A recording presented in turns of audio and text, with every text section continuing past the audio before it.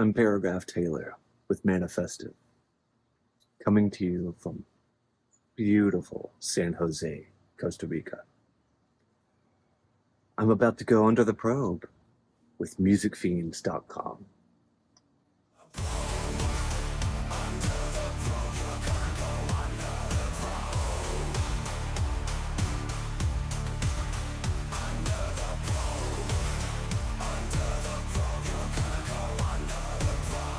If a roach crashed our rehearsal space, would we kill it or run? Neither. Catch and release.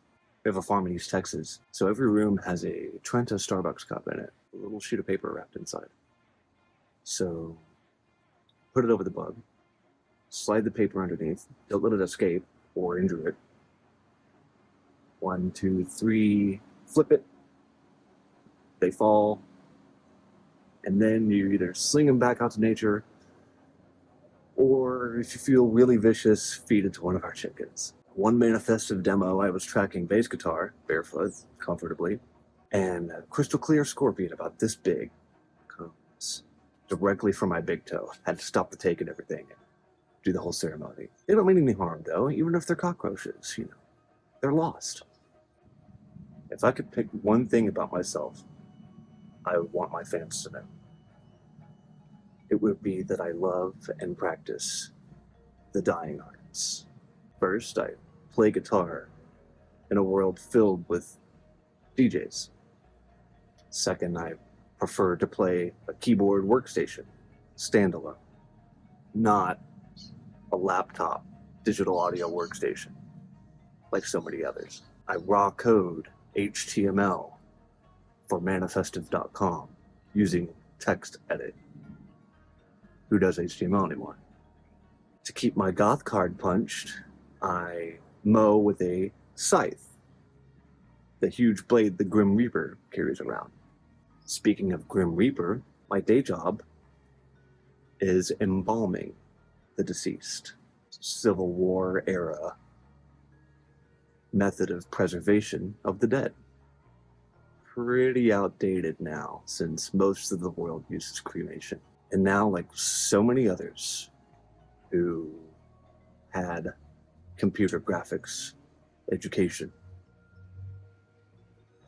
skills are starting to become antiquated with the advent of AI. I also drive a stick shift.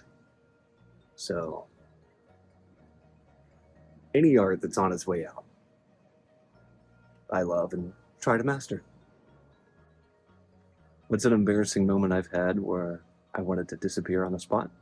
About a dozen years ago, my spouse and ManifestiV vibraphonist, Lillith, and I were at a Starbucks in Hollywood near Melrose and Vine, and I was waiting next to Dave Navarro, the guitarist of Jane's Addiction, who had just reunited, and I had just heard on K-Rock radio that Jane's Addiction was playing that night. My in, right? So I introduced myself. Hey, I'm Paragraph Taylor. Heard you guys have reunited. Congratulations. Side note, I'm in another band called Secret of Boris, my only band at the time, and we had business cards that had our logo on it. Our logo consists of the neighborhood watch sign with crosshairs over it.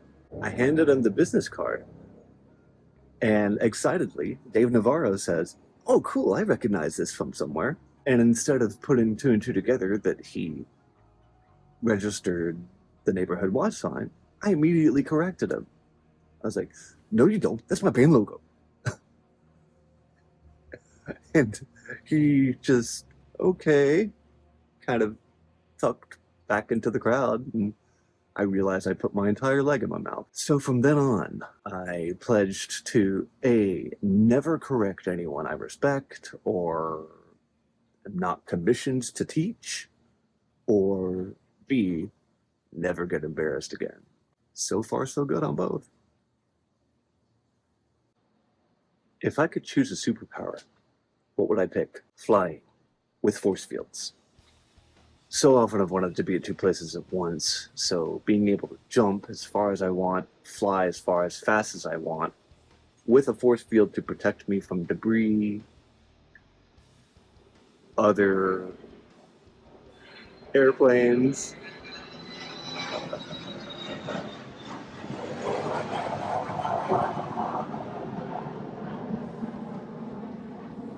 birds, etc., would be amazing.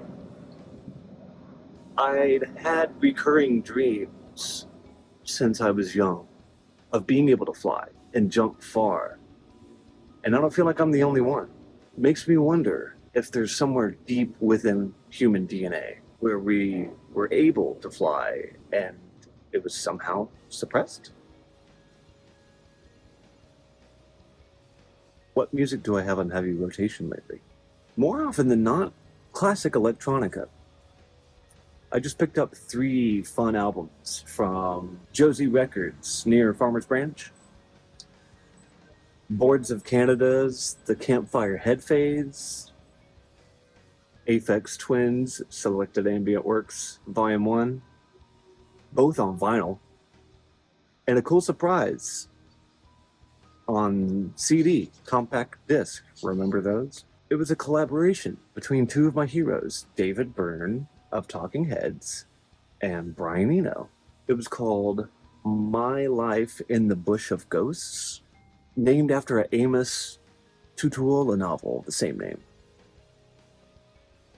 All of these are instrumental and chill, the antithesis of the often heavy, broody, super abrasive electronic music I make in both Manifestive and Secretive Wars. I feel most people who make music listen to the opposite of what they make for inspiration, to not get burnt out on what they make. Maybe it's just me. As far as artists currently still making music, 2 very prolific artists, ambient. One is named BV Dub, all one word, BVDUB. Amazing, 8 to 10 minute just washes of percussion fading in and out, lots of voices, lots of reverb. And another one, the most prolific artist I've ever seen in my life. His name is Aleksi Karela from Finland. Puts out like 6 at least albums a year. So many he has to name the songs.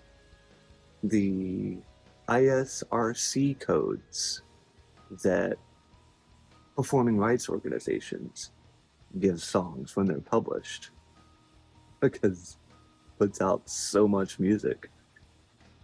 Usually the albums are part of a series, like 7 to 12 albums of the same title in different volumes. Highly recommended. Good for zoning out, programming, relaxing.